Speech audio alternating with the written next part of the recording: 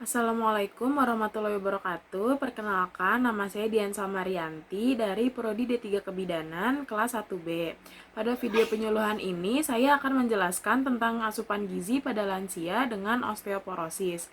Video penyuluhan ini memiliki dua tujuan, yaitu tujuan secara umum dan tujuan secara khusus.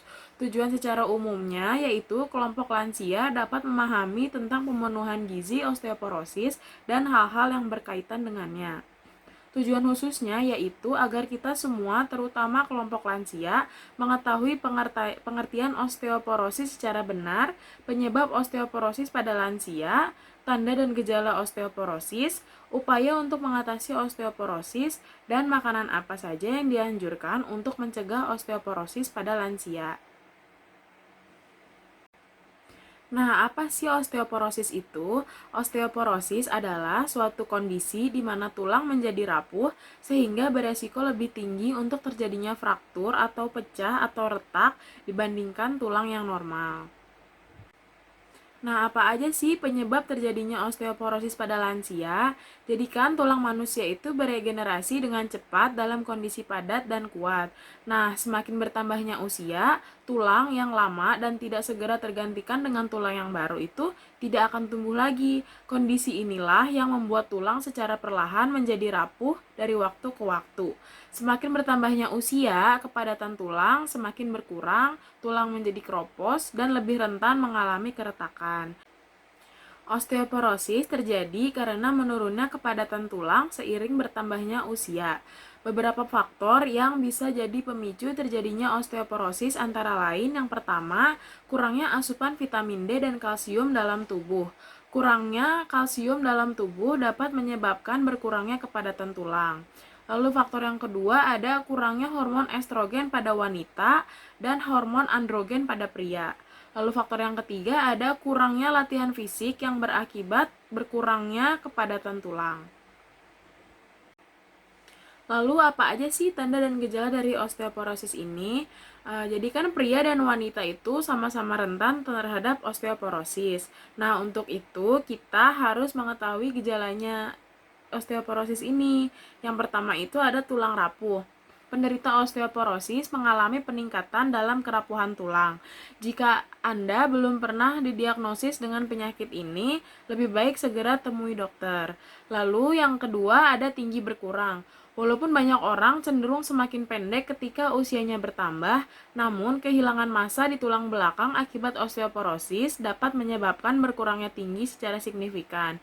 Jika Anda khawatir kalau hal ini menjadi masalah, coba datang ke dokter dan biarkan dokter Anda tahu sehingga mereka dapat memantau tinggi Anda setiap tahunnya. Lalu yang ketiga ada postur yang jelek. Postur yang jelek merupakan tanda terbesar dari osteoporosis. Postur ini bisa saja merupakan vertebra yang sangat dipengaruhi oleh hilangnya massa tulang dan dapat berpotensi menyebabkan cacat jika tidak berhenti melakukannya. Lalu yang selanjutnya ada kuku rapuh. Meskipun bukan merupakan indikator yang signifikan dari osteoporosis, namun kuku rapuh juga dapat dikaitkan dengan tulang yang keropos. Lalu tanda yang selanjutnya adalah malas. Olahraga rutin dapat memiliki manfaat yang baik bagi kesehatan seluruh tubuh dan pikiran, termasuk tulang Anda. Di sisi lain, mereka yang menjalani gaya hidup bermalas-malasan dan tidak berolahraga rutin memiliki resiko yang lebih tinggi terkena osteoporosis karena memiliki tulang yang lebih lemah. Lalu, tanda yang selanjutnya itu ada nyeri pada otot dan sendi. Hal ini menjadi gejala dalam berbagai hal, salah satunya osteoporosis. Jika Anda merasakan nyeri di otot dan sendi, disarankan untuk mencatat kapan nyeri tersebut muncul. Jika hal ini menjadi masalah dan mengganggu aktivitas, Anda harus menghubungi dokter untuk mendapatkan evaluasi kepadatan tulang. Lalu yang selanjutnya, tanda yang selanjutnya itu ada sakit punggung. Tulang yang lemah akibat osteoporosis dapat menyebabkan tulang belakang patah atau retak sehingga membuat nyeri punggung. Jika Anda merasakan sakit punggung yang tidak jelas akibatnya, segera temui dokter untuk segera diperiksa. Nah, lalu selanjutnya apa sih upaya untuk mengatasi osteoporosis itu? Caranya yang pertama yaitu mengonsumsi kalsium dan vitamin D. Kalsium dan vitamin D merupakan nutrisi yang dibutuhkan oleh tulang. Mengonsumsi makanan yang mengandung kalsium dan vitamin D akan sangat membantu dalam mempertahankan kesehatan tulang. Lalu yang kedua, konsumsi protein secukupnya. Jadi kalau terlalu banyak mengkonsumsi protein itu akan mengganggu kesehatan tulang juga. Konsumsi protein secukupnya sesuai dengan kebutuhan tubuh aja gitu. Lalu yang ketiga ada perhatikan kandungan natrium. Natrium yang berlebihan akan mengganggu tulang. Batasi natrium sebanyak 2400 mg dalam sehari dan hindari makanan dengan natrium tinggi. Lalu, upaya yang selanjutnya ada kurangi kafein dan alkohol. Kafein dan alkohol dapat mempengaruhi metabolisme dan massa tulang puncak. Kurangi dan batasi konsumsi kafein dan alkohol demi kesehatan tulang. Lalu, upaya yang selanjutnya ada mengonsumsi buah dan sayur. Buah dan sayur itu memiliki peran penting dalam kesehatan tulang. Maka dari itu, mulailah diet sehat dengan mengonsumsi buah dan sayuran untuk mencegah osteoporosis. Manfaatnya tidak hanya untuk tulang loh, namun juga dapat dirasakan oleh tubuh Anda. Lalu makanan apa aja sih yang dianjurkan untuk mencegah osteoporosis pada lansia? Yang pertama itu ada sayuran berdaun hijau gelap.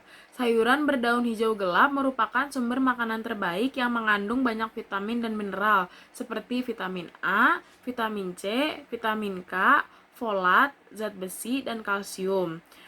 Contoh dari sayuran berdaun hijau gelap yang bisa Anda konsumsi itu contohnya yaitu yang pertama ada brokoli, lalu bayam, lalu sawi hijau, lalu kale, lalu pokcoy. Lalu yang selanjutnya ada produk susu. Berbagai produk susu umumnya kaya akan kalsium dan vitamin D.